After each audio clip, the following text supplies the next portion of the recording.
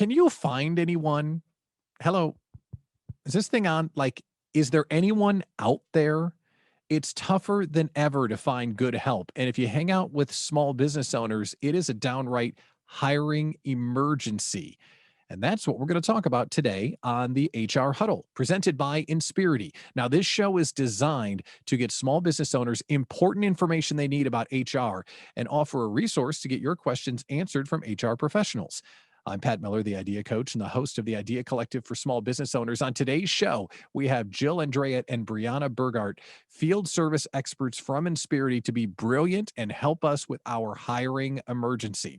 Now, during the show, if you have questions, comments, or sarcastic remarks, definitely get them into the chat. So with that, Jill and Brianna, it's great to see you both. Welcome. Let's get right down to business. Jill, I'm coming to you first.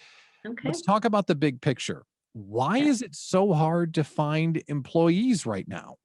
Well, there's a variety of reasons out there. And I think it's just kind of creating this perfect storm.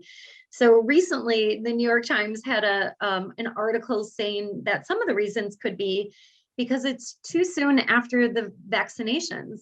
Employees are still citing health concerns. They're concerned about going back into the worksite location. Another reason is that there are employees that have to stay home to still care for family members.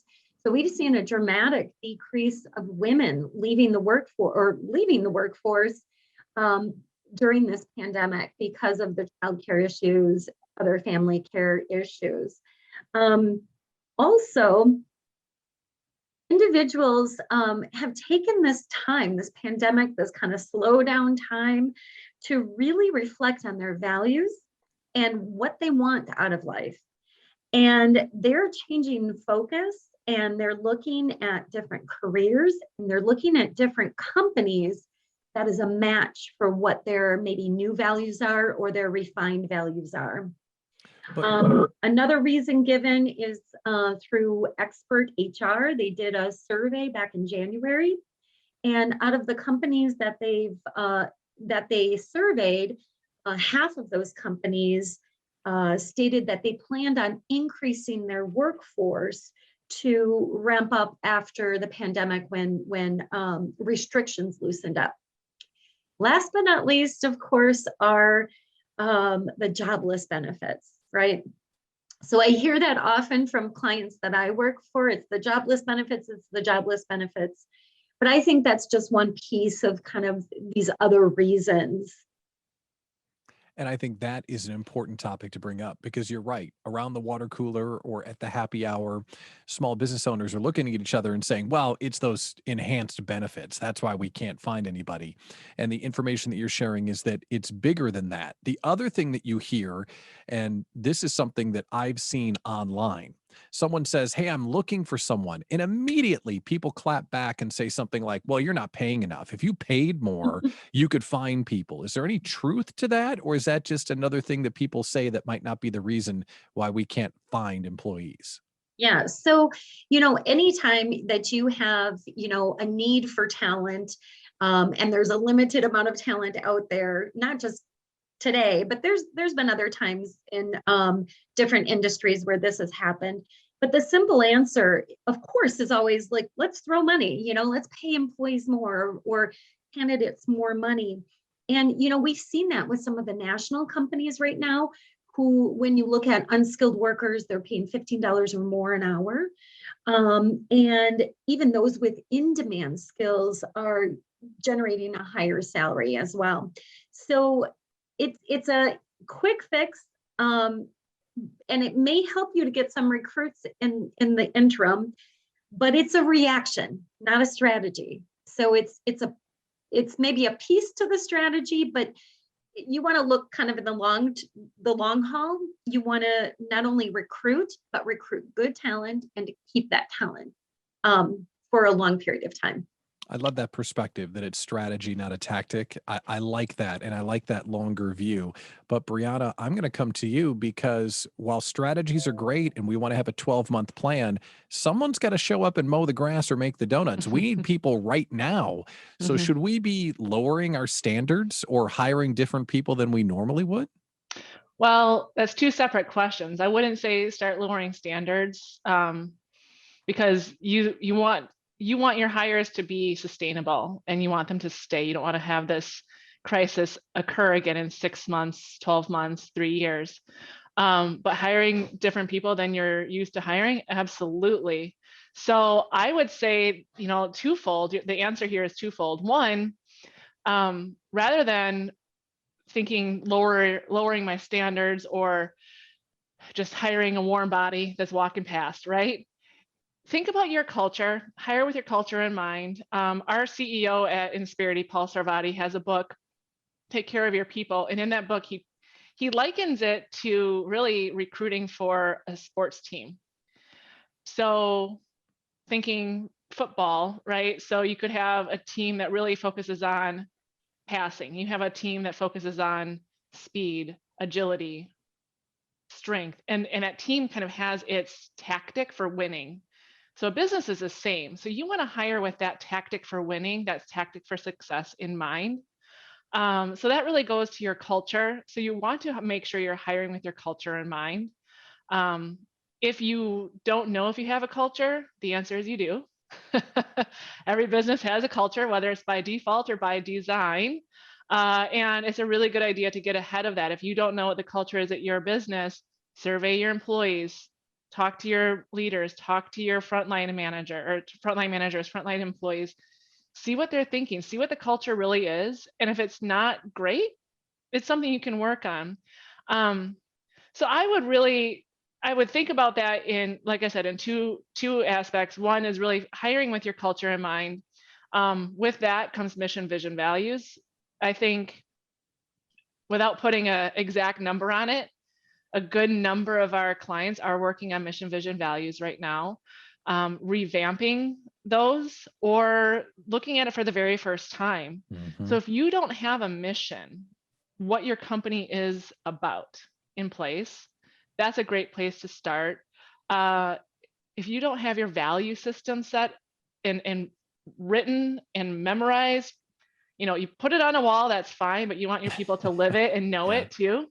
So work through your values, work through your vision. What's to come? What's your goal? Is it to have X amount of sales within the next X amount of years? What is that goal and how are we working towards it? If you work with a PEO like Insperity or another HR team, that is something we really are doing with a lot of our clients right now, facilitating that conversation, getting them to understand their mission, their vision, their values, and how that correlates back to their culture. And working with HR pros like you two, that makes another notch towards this is the strategy, this is how it's supposed to be run. So I hear what you're saying about mission, vision, and values, but I do want to stay on some of the tactics here. So Brianna, are there traditional hiring methods that we've been using that just don't work anymore? Well, I would say, one thing I keep thinking about in this whole topic, I've been talking with a number of people at Insperity, clients, and then also, as Jill mentioned, the backyard barbecue kind of conversations, just in talking with family members and friends, change it up. You think about that quote, doing the same thing over and over again is a sign of something, maybe insanity or something along those lines, right? If it's worked for you in the past, great. But if it's not working now, switch it up. Look at alternative pipelines. That's a big one. So if you've always advertised on one site and that's worked, but it's not working now, think about other sites. There are industry-specific websites for industry-specific talent. There's, if you're a hospitality industry, there's hospitality sites. If you are engineering, if you are graphic design, you can look at these alternative websites as well. Depending on the level of your work, right? Look at refugee resettlement agencies. They have individuals who are looking for work. That's a different pipeline you might be used to. Anti-recidivism programs in the area. That may be a pipeline you're not used to using, but it may bring you some folks who are looking for work, right? Look at your local high schools. If you're looking for apprentices, there are people who may not be college bound, but are looking for jobs. So think about college, non-college bound employees, or if your role is a little bit more sophisticated, perhaps, and you want someone who is in school, look at the schools nearby that have programs that align with your work. Talking with high school guidance counselor is a great place to start. Another thing is look at your work. Can it be done by a part-time employee? Could you look at some sunsetters, somebody who is otherwise maybe ready to retire, but not quite ready to stop working 100%? Perhaps you could hire someone in that realm, or someone, as Jill mentioned, there's a lot of folks who are at home taking care of their children. They may have 10 to 20 hours in a week to be able to work, but not 40. So is that something you can offer? So just getting a little bit more creative. Boomerang employees is a good way to think of it too. Those employees who used to work at your business, but left because they saw something else a few years ago. Maybe they got a leadership role elsewhere. Reach out to them. They may be a good fit. Certainly not if someone left on an egregious way, but look at the pool you have. Those boomerang employees, of course, will take a lot less time and effort and money to ramp up.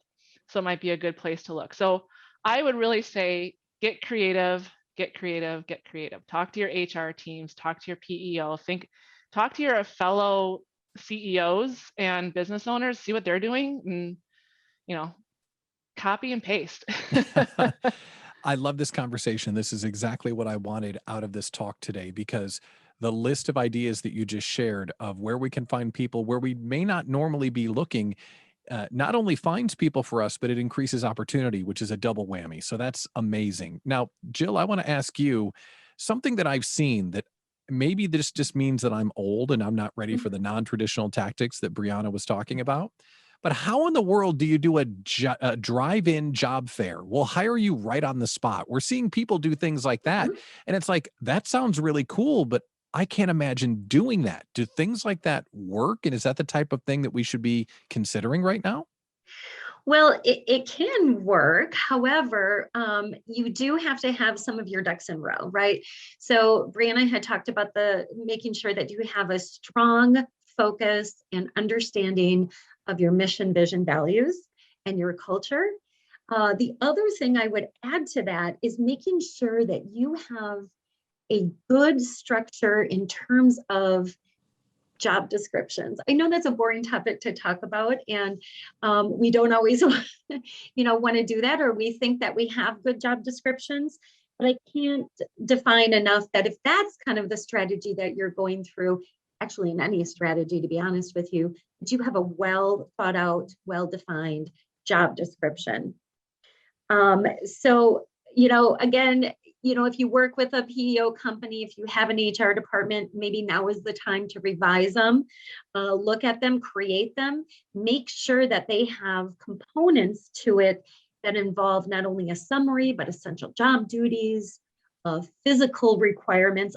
All of those are super important to have on there for a variety of reasons, not just for recruiting. So also for any kind of accommodation, for ADA reasons, any discriminatory reasons, and some states now are requiring them, like in equal pay laws. So that's really good. The point, though, that I want to make with having a good job description with what you described, kind of these drive-by, get a job job fairs, is that if you have a well-defined job description and you're participating in that type of job fair, you can talk about the position, provide that document, have the potential employee look over those job duties, essential job duties, and then you kind of avoid that whole thing that might happen a month from now, 2 weeks from now, after the person started, where they say, "I'm leaving because this was not the job that I thought." Yeah. So, yeah. Well, let's dig a little deeper on this, though, because it's not only finding people that we want to hire, it's presenting ourselves as a place that they'd like to work. We're essentially competing with all the other companies that are out there right now. So in addition to having your mission, vision, and values, how else do you coach hiring managers to present the company in a positive light so it sounds enticing? So, you know what? There's two other factors to that. So, compensation and benefits. And I'll start with benefits first, because when I talk about benefits, you know, so every candidate, I don't care if you're Generation Z or if you're a baby boomer or who you are, you're going to be looking at not only what is the salary I'm going to be making, but also what are the health and welfare benefits, right? And some of the advantage of working like with Insperity is that if you're a small company, you can offer some really good benefit packages. However, beyond that, you have to think of what are some of the unique benefits that you can provide, right? And talking about that to your candidates or advertising that, marketing that. So some of the things that we talked about was flexibility, but what else could you be flexible on? What is your, can you provide time off for employees to work on pet projects? So I know this is big in the tech industry, right? Where you have individuals who are interested in doing other projects, or maybe some other creative, maybe you've got a graphic design person who also wants to do some artwork on the side. Can you provide non-vacation time for those people, but just a bank of time? The other important thing is that and I'm talking about Generation Zers now, but I'm just kind of categorizing that. It could be just anybody from any generation of workforce. They want to be tied to something greater, right? So what does this company do? What do they do? What do they do in the greater world? And so making sure that you are aligning and your managers and your supervisors are able to speak to, again, not only the mission, vision, values, the culture, but what we do, why we do it, who we impact. Mm-hmm. And it could be as small as, what we do in the immediate community. It could be as large as what we do for the world. But aligning that, and maybe it's hard to align that, but then talk about your volunteer opportunities, what we do in the community for a volunteer opportunity, and highlight that too, because I think that's important for people now. And again, going back to that pandemic where people are kind of looking through and reevaluating their values and their outlook on life, I think that's going to be important to kind of marry that up. And because maybe I'm not going to make as much money in a smaller company, but I've got all these other opportunities, and it really sets right with who I am as a person and my mission and my values as a person. And this is really great stuff to show off how we are the place to be the employer of choice, why you should choose us over someone else when this labor shortage is happening. Brianna, I want to ask you about the labor shortage, because the best way to prevent a labor shortage is to make sure that people don't leave. So how are we doing, and what would you recommend for people to keep the employees we have and keep them happy? That's a great point. And I think number one is listen to your people. All of the time, listen to your people. Whether it's great feedback or hard to hear feedback, listen to your people. You could do something along the lines of a stay interview. You could do something along the lines of a entire employee base survey. But it really starts in the beginning. Jill mentioned you don't want somebody looking at the job description 2 weeks in and saying, this is not what I'm actually doing. It starts with a great onboarding. So many times we meet companies that don't have an onboarding program set up. They have maybe a first day orientation of sorts that is fill out this form, fill out that form, and here's your machine, or here's your cubicle, or here's your boss, and that's it. I really think that a well-defined, well-thought-out onboarding and an orientation program is really going to be what is going to set you apart. A lot of times you'll notice in exit interviews that not onboarding correctly was something that stuck with that employee for their 1, 2, 3, 4, many years that they stayed there. In fact, a career builder survey recently said that 36% of employers lack a structured onboarding process. So it's quite a few companies out there, right? And so thinking about how you're bringing an employee into your company is really important. What is a WIFM? What is in it for them, right? Why would somebody want to work here? Also think about setting a mentor with that employee. that new employee, whether it is a frontline employee or your new CEO. You want somebody that they can go to that tells them the ropes, tells them all of the acronyms you use at your organization, tells them all of the industry knowledge that you guys use and think is just kind of second nature, right? Mm-hmm. Have a mentor as well as a buddy. So someone that isn't maybe even in their same industry, their same department, someone they can go to lunch with and really kind of get to know the culture, and check in and see how they're doing. Have the manager check in with that employee, I would say weekly. Set a good cadence that your manager is checking in with that employee often to see how they're doing, really how they're doing, and have it be a safe space. Oh man, I'm really struggling with this X, Y, and Z. That's fine. Let's get you some more training on that and making that a safe space, so they don't feel that they're being rushed to be ramped up. And then setting some goalposts or lampposts along the way, right? So at 1 week, we expect that you can do X, Y, and Z. If you can't, let's work on what are those obstacles and getting those out of your way at day 30, at day 60, at day 90. And then after 90 days or so, get some feedback from that new employee. Really have them feel heard. If there's some feedback and that's consistent with many new hires, maybe investigate that and see if there's something that can be revamped in your onboarding process. An employee who feels confident in their first few months is probably more likely to stick around than someone who is thrown into, the deep end and has to start working right away because, man, business is really booming and we need to get you on the line right away, or we need to get you working right away. You need to do whatever your industry is calling for. You really want to make sure that person wants to stay, because remember, when you have to rehire an employee, that's going to cost you 75% to 150% of that employee's salary.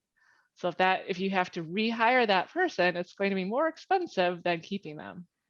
Such an important point. And this conversation has been so effective, I think, for small business owners to learn where they can look for new people. And your point that you're making about when you get one, how do you make sure you make promises and then keep them so they're fulfilled in the job that they're doing? And the people you already have, you try and keep them on staff as well. We're almost out of time, but I want to ask a couple quick questions and then give you the floor for anything we haven't covered.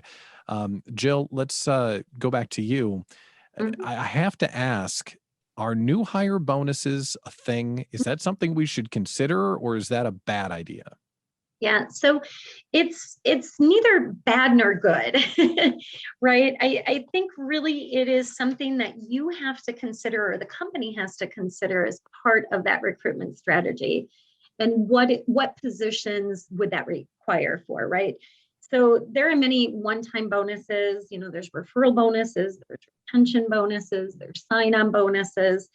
So again, thinking through that strategy. So for instance, if you provide a sign-on bonus, how are you going to communicate that to the employees that you already have in that role? They might feel a little slighted because they've been with the company. They're there doing the work, they're up and running. So how is that going to sit with them?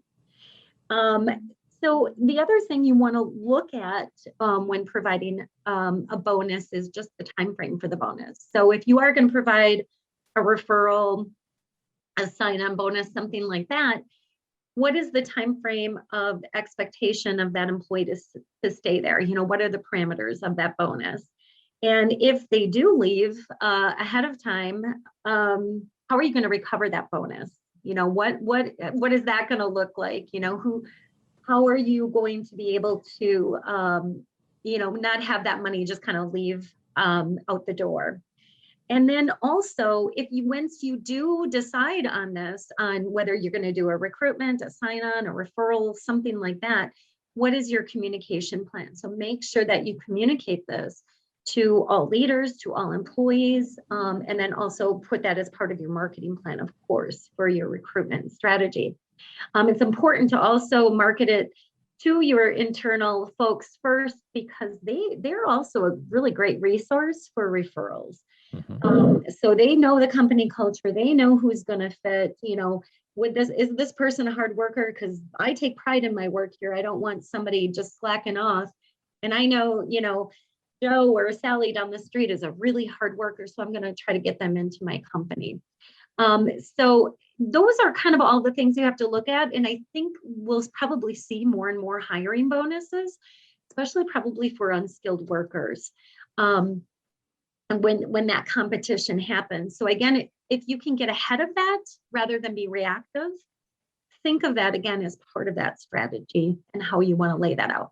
Amazing stuff. Really, really good. I'm going to come back to you for final thoughts in just a second. Jill, Brianna, let's go to you. What haven't we addressed yet that someone that's in a small business that's desperate to find people right now, what would you tell them that we haven't already covered? Two things I think that we haven't covered that I would really encourage a small business owner or CEO or somebody to keep in mind. One, we talked about your mission, your vision, your values, your culture, but remember that's aligned with, but not the same thing as your company brand. How are you perceived out there? Set up some Google alerts for your company so that if somebody goes on Glassdoor, somebody goes on LinkedIn, somebody goes on any of these sites where folks are who've been terminated may review your company. So you can see what that is. They may not have told you to your face, so they may tell it to the world. Yeah. Watch for trends there. Don't react emotionally. If you see some trends, really look at those, investigate those, react publicly.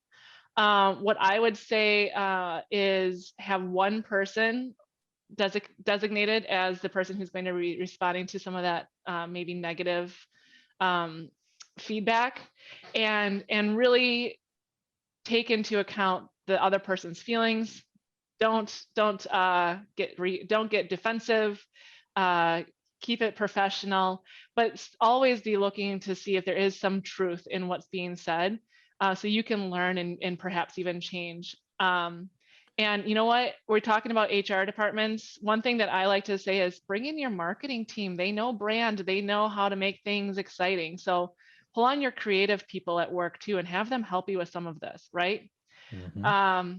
The other thing I wanted to mention is not only looking at these alternative pipelines, but also, we mentioned how to find other ways to find individuals. There's also something to keep in mind, and that's really important, is how to find individuals you may not be used to hiring, right? So diversity, diversity, diversity. If you're not savvy in diversity, equity, inclusion, talk to your HR team, talk to your PEO. They likely have some resources for you. It's something we're working with a lot of our teams on. They're recruiters, how to recruit with diversity in mind. So not only are you looking at demographic diversity, people who don't look like you, people from a different background as you, but also age diversity, school diversity. Jill and I both went to UW-Milwaukee, but it's really nice to hear the thoughts of someone who maybe went to a different school once in a while, right? So educational diversity, even resume diversity. Right now people are looking for new roles. They're kind of, as Jill said, they're kind of thinking, what's my dream job? What do I really want to be doing? So don't look past some of the jobs that may have transferable soft skills and think that they're not going to work for your company. So diversity in backgrounds. Maybe there's a retail worker or a hospitality worker out there that would be fantastic as a sales representative at your company that has nothing to do with retail or hospitality, right? Mm-hmm. So socioeconomic background diversity, educational, recreational. Are you a company that golfs a lot? Are you a company that bowls a lot? Maybe that's keeping some people out, right? So think of other activities you can do and how that can really bring people together. So another one is class diversity. Really get creative when you're thinking about this. And at the end of the day, I think one of the biggest ones that gets overlooked is thought diversity. Again, making it a safe space. Jill and I are on the same team. We don't always agree. We usually agree, but we don't always agree. But it's a safe place for us to have those conversations, right? And so that's really important. If you have that thought diversity on your team, you're really going to get to better answers, better strategies, better systems, and you're going to win more often when you have that diversity on your team. All right. Well, that was amazing. Jill, we're coming to you. Top that. What final thoughts do you have that we haven't covered already on how people who are desperate for help right now can try and get their staff to where it needs to be? Sure. So I know we talked about I just briefly talked about compensation, but as part of your recruitment strategy, look at your compensation, right? So don't be emotional about it, but look at it. overall, what is the market? Look at it as an initiative on its own. So what does the market look like? If you're going to just react, it's going to have a domino effect. Please, please, please don't do that. Think through it. So what does the market look like for those positions? What can you comfortably do? Where can you pay employees in terms of, are you at 50% at the marketplace? Are you over the marketplace? But having a good comp strategy, and again, your PEO or your HR department can help you out with that, or your HR person. Having a comp strategy can really help you in times like this, and where you can kind of up the game, or with your compensation on some positions other than others, so to speak. So again, that I know that is not always an easy task to do, but if you can get on it and work on it and get ahead of the game, that'll be helpful. Well, it's a great reminder. And thank you for that. And thank to you both, Jill, Andrejat, and Brianna. Love it from Insperity for coming on and dropping all this knowledge. And if you're sitting there right now thinking, yeah, I need like 2 or 3 people and I don't know where to get them. Well, the folks at Insperity, they are a great resource for you if you're a small business owner. They can work with you to provide these types of thoughts and strategies and tactics to give you the tools you need, not just for hiring, but for healthcare, compliance, culture, all those tough questions that we have to answer as we recruit, build, and retain a team. Insperity is here for you. And if you're interested in learning more, we can connect you with Erin Hoagie. She can get you onboarded in a hurry. So let's continue the conversation about company culture, continue the conversation about hiring people for your team inside the Idea Collective for small business owners, both the Facebook group and inside the collaboration community. If you have any questions about how to connect with Insperity, let me know and I'll make the connection. Thank you so much for tuning in today. I'm Pat Miller, the Idea Coach. We'll see you next time.